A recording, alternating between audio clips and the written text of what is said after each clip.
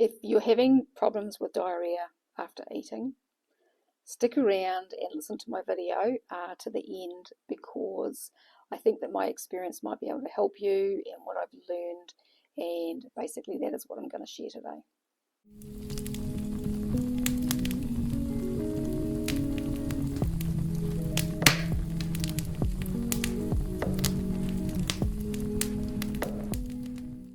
Hi there, my name is Sue. If you've not been here before, welcome to my channel. I have talked quite a lot about IBS diarrhea in my past videos. That's because that's been something that has been plaguing me basically for decades. So I'll just go backwards just a little bit over my history, but if you want to know more, go back and watch some of my earlier videos.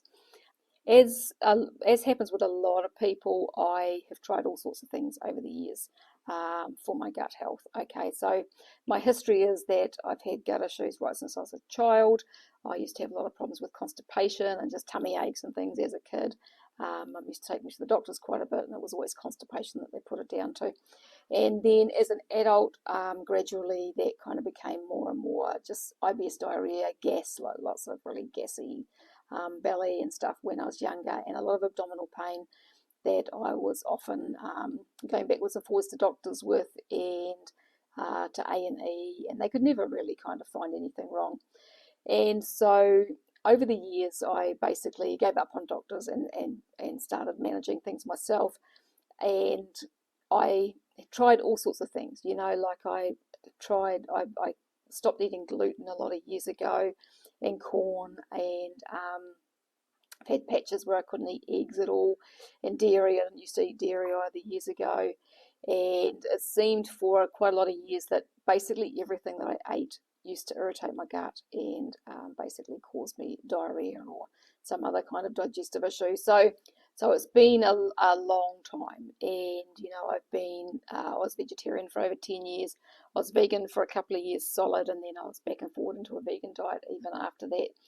And all of those plant foods and things just, I think, irritated everything even more. And so I basically found myself deciding to try the carnivore diet almost 2 years ago, which seemed like absolute madness to me because, meat, I'd always been kind of very heavily leaning towards plant-based diets, and kind of had this belief that meat was kind of not good for us, but because I had not only digestive issues when I started on carnivore, I had a whole lot of other things going on as well. The carnivore diet, when I first started on it, I decided to give it 30 days, and I just had some really good changes in my health. And so I stuck with it. But those changes weren't to my digestive system. Initially, it seemed like there was a little bit of improvement, and then it just went backwards, to be honest, and the diarrhea actually got worse. And so I was kind of really struggling for months. Now, it's really common when people start on carnivore to have diarrhea, but that's just usually due to microbiome change and just your body basically adapting. But if it lasts longer than, a month or so, then there's probably something else going on. And that was my case. It took me over a year, really, 18 months. I've really only just really sorted things out probably over the last 6 months or so. So I had a long time with lots of diarrhea going on. Now, what I was finding earlier in the piece, I was trying to do, extended fasting and that, because, trying to lose some weight. And I was I actually joined Bella's Steak and Butter Gang, and I was in there for a couple of months doing her 90-day challenge, and because it's a lot of feasting and fasting in there. And what I was finding was that when I was fasting in particular, when it came time to break my fast, I'd eat, and within 10 minutes I would be basically running for the toilet, and almost like not making it, because the diarrhea would just come so fast. And so I didn't know why that was happening, and even when I was doing one meal a day, that would happen. That I had quite a long period of time where that was happening, and I'm like, why is this happening? And I couldn't get any answers anywhere. I couldn't get any help. Now, the conclusions that I've come to, I'm going to kind of I'll go through what I've done, and I'll go through what I've realized was actually going on with my digestive system. And some of this may be relevant to you and some of it may not. So I think there was quite a bit of stuff going on with me. And for you, it may just be part of this. So if you listen to my experience and how I've actually managed to correct things, then something in here or all of it might be worth trying for you, just depending on what's going on. So my digestive system, I think, was also impacted by mold illness. So I'd been working in a building in town here. I had my business in there, and it had a really bad mold problem. Now, I'd actually been in that building for 4 years, about between 2003 and 2007, and it was really moldy then. Now, I didn't think about the mold back then. I don't know if it impacted my health. I suspect that it did have an impact on my digestive system now, thinking back, because things did get worse, and I had some fairly, it was after that my health really started to deteriorate. Now, there was a really stressful event also after that as well, which I think had an impact. So I think there's been a whole lot of things going on. But, I've had this not very good digestive system for a long time. And then with the mold in that building, I had 4 years then. We went away for 8 years. We went back to Australia. And because of circumstances with a business that we had, we have basically ended up renting houses now instead of owning our own houses. And some of those houses have been affected by mold as well. There was a couple of houses in Australia that we lived in that had mold in them. But again, it wasn't really on my radar then. And I wasn't kind of realising that, I didn't realise they were mouldy when we were living in them until we went to move out, to be honest. And I wasn't kind of putting that together with my health issues and my gut issues at that time. So we moved back to New Zealand 9 years ago, and I moved back into the building for my business that I'd been in before. And it wasn't until I was actually moving in that I kind of realised that the mould was an issue. I remembered. I was like, because I understood a little bit more about what mould does to us, does to your body by then. But I had arranged to move in. The rent was cheap, and it was just convenient. And so I moved in and basically hoped for the best, which was a mistake. And so looking back now, I realised that, within the first 12 months, the mould in there was really affecting me. I gained some weight really super fast for no reason, like nothing had changed. And I didn't understand why I had gained so much weight so quickly. But it was, 15, 20 kilos over just a few months. And now looking back, I realised that was the kind of the first sign that the mould was really an issue. And so I spent 4.5 years in there and then moved my business home. But the problem was that the house that we were renting had a slight mould issue as well. Not a huge one, but there was mould in that house. And so I think that was kind of keeping things going even after I moved my business home. It took me quite a few years, because that was the beginning of 2020 that I moved my business home, and so it took quite a while for me to kind of get my immune system working properly again, because the reason I moved home was because I developed a cough that just wouldn't go away, and that was when I really realised that the mould was affecting me, and my immune system was pretty jaded. I was getting sick all the time, which is unusual for me. And so the mold in the business, and then still having a bit of mold in the other house, which we kind of were trying to manage. But when you're renting a house, it's really kind of hard to do anything with that, and so you just kind of make the best of what you've got. So we've now moved house, and this house seems to be really dry, which is obviously helping.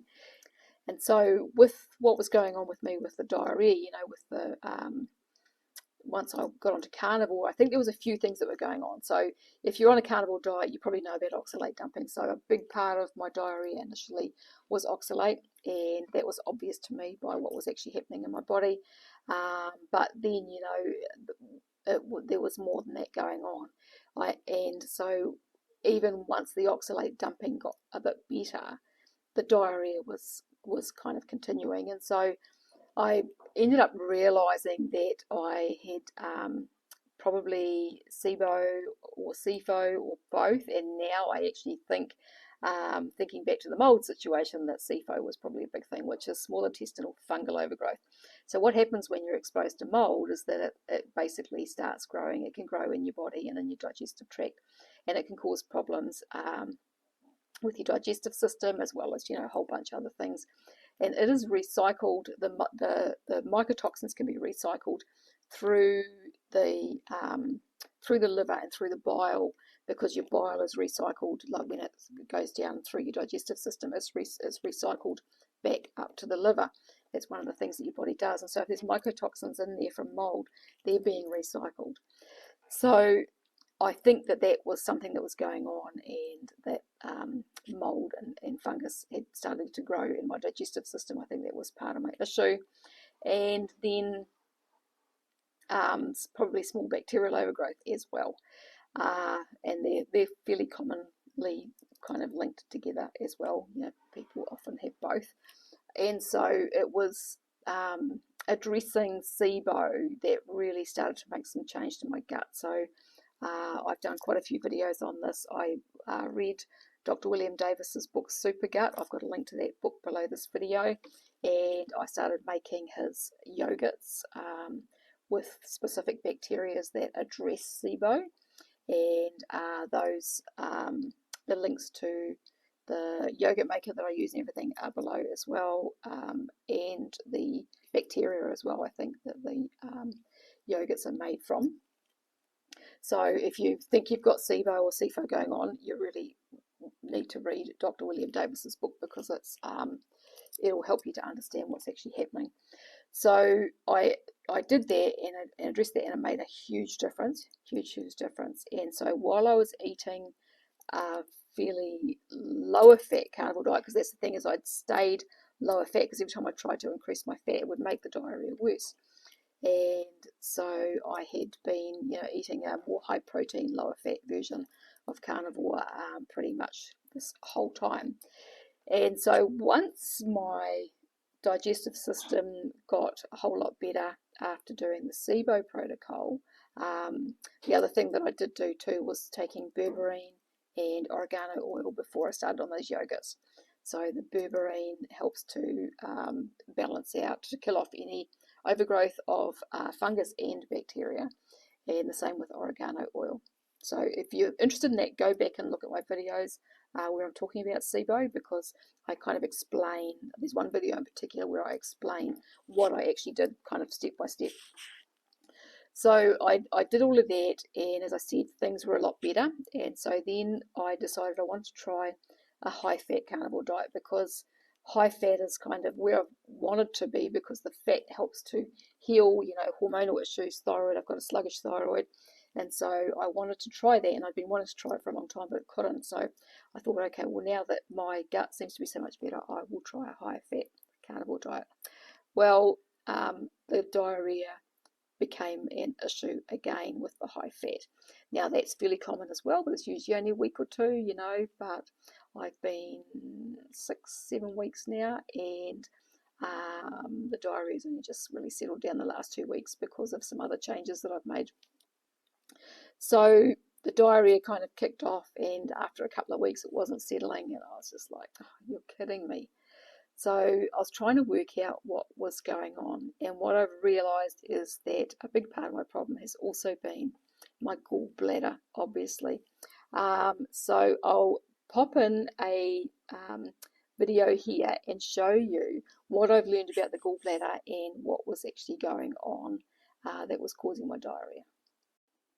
Alright, I have a little chart here of our digestive system, and I'm going to show you what the problem is, or what my problem was, and what potentially your problem is if you're getting diarrhea shortly after eating, especially after eating fatty food, and if you still have your gallbladder.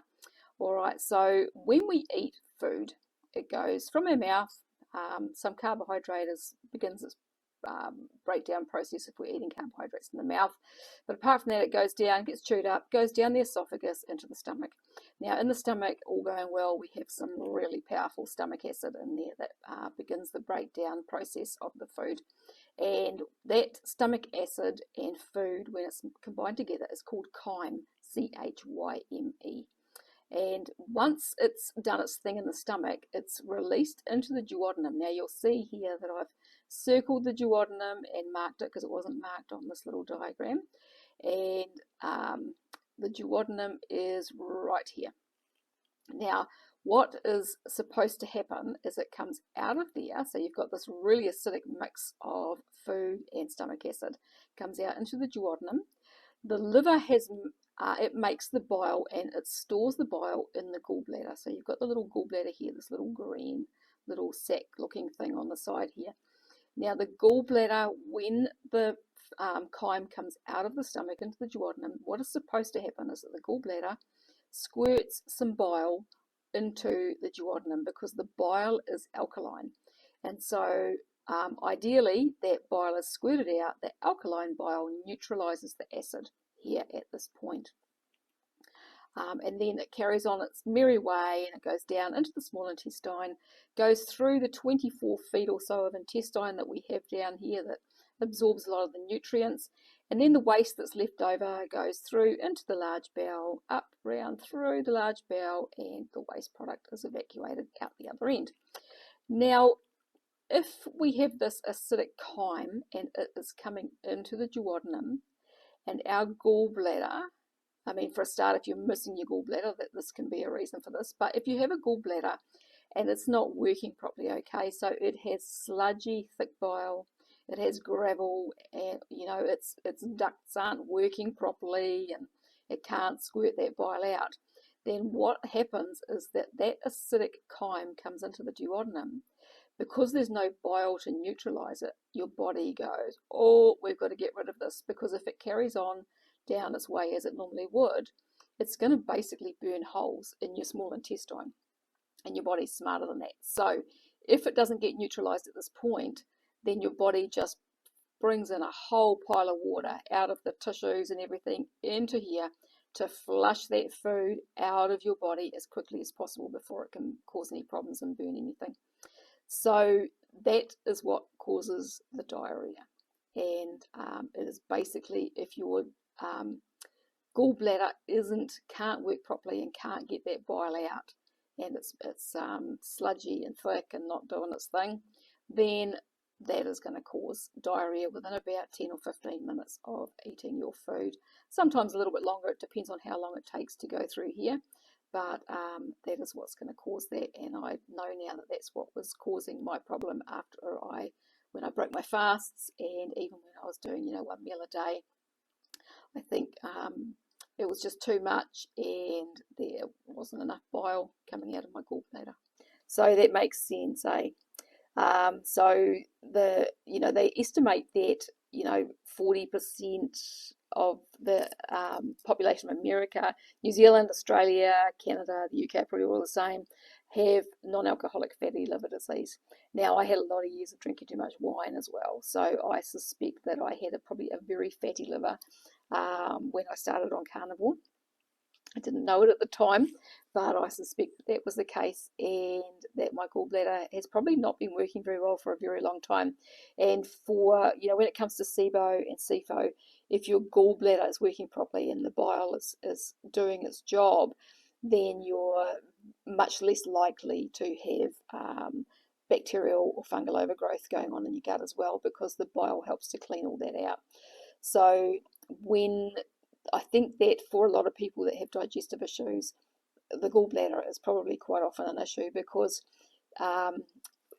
for a start, if you have small intestinal bacterial overgrowth, if you have small intestinal fungal overgrowth, if you have been exposed to mold, if you have non-alcoholic fatty liver disease, all of these things affect the gallbladder and how it works.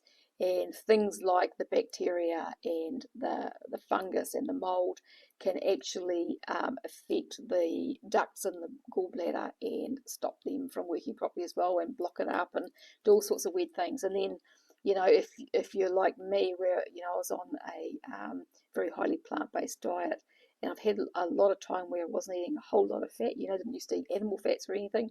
And so if you're not eating those fats, then the gallbladder can get sluggish then as well, and the bile thickens up because it's sitting there for too long and isn't being used. I mean, I've had stages in my life, periods in my life, where I've been on, you know, almost no fat diets, because I thought that that was the best thing to do. You know, I was fruitarian at one point, and I even in recent years I did the starch diet, which is a no-fat plant-based vegan diet basically. So those things all can create a sluggish gallbladder that's not working properly as well. So there's a whole bunch of things that have been going on that were causing that. So I think for me it was just kind of a whole lot of cumulative events and things that were going on that needed to be addressed. And so I think, you know, for some of you watching, if you're having problems with diarrhea, you know, whether you're on the carnivore diet or not, some of these things could be the problem. So it could be SIBO, it could be SIFO, it could be from mold exposure, and it could be gallbladder and liver issues.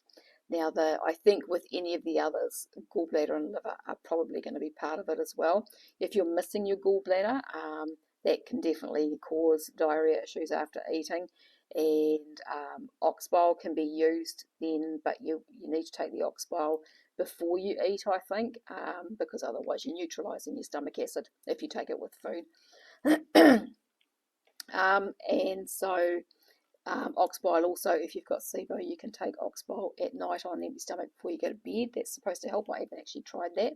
But the things that I did, as I said, was I did berberine. I took berberine and oregano oil at the same time for about a month. And then I started on the SIBO protocol that Dr. William Davis has in his book with the yogurts, and did those for about 5 or 6 months. And then that was when I stopped those, when I decided to do the high fat diet, and I decided to get rid of all dairy, and then ended up with realizing that my gallbladder was an issue. So what I've done with the gallbladder issue is, I think just eating more fat has probably been gradually helping as well, because it's making it work. But also I've done a few castor oil packs on my liver, and I've done just 2 coffee enemas. I may do more of those. And then now I've actually started taking TUDCA. So TUDCA is a supplement that I had never heard of. A few people had mentioned it in comments on my videos, and it's a bile acid. It's a synthetic bile acid, which put me off initially, but then I decided to try it, and I seem to be having really good success with it. I initially was taking it on an empty stomach, and it didn't really agree with me. For the first, I don't know, week or so, I was taking it. The first day I took it at night time on an empty stomach before I went to bed, and that seemed to be okay. And so I thought, well, I'll take it, because I couldn't find any kind of definitive answers on when to take it. And so I was taking it in the morning on an empty stomach, because I'd had problems with taking ox bile with food, and because I mean it's bile, and it was giving me diarrhea when I was taking it with the food, or was making the diarrhea worse. So I thought the TUDCA might do that as well. So I decided to take the TUDCA on an empty stomach in the morning, and I did that for a week, and it just made me feel so sick. I had nausea, I had diarrhea, and I thought this stuff doesn't agree with me. And then last ditch effort was, okay, I was going to stop taking it, and then I thought, okay, I'm going to try taking it with food and see what happens. So I've been taking it with my dinner at night time, and it's been absolutely brilliant. And my digestive system is more settled and just feels amazing. I feel really good, and so I'm pretty sure that I am absolutely on the right track there with that. So but the main reason, I'll do another video about the TUDCA once I've had more time on it, just to confirm that it's all working brilliantly for me. At this stage, the TUDCA seems to be working really, really well, and it has other benefits as well. So I will do a video on TUDCA soon once I am pretty sure that it's doing what I think it's doing for me, which definitely seems to be now. So yeah, so that was the main point of my video, was to just explain what I had learned about the gallbladder and how it works, and why that, if your gallbladder's not working properly, why that can actually cause diarrhea after eating. So if you've got any comments or any questions about what I've shared here, just pop them down below and I'll get to them as soon as I can. If you like this video, make sure to subscribe and hit the notification bell if you want to be notified of future videos, because as I said, I'll be doing more talking about the TUDCA once I've been on it for a little bit longer. And yeah, I thank you very much for watching. Make sure to like and share, because that helps to support my channel, and I will talk to you again another day. Goodbye for now.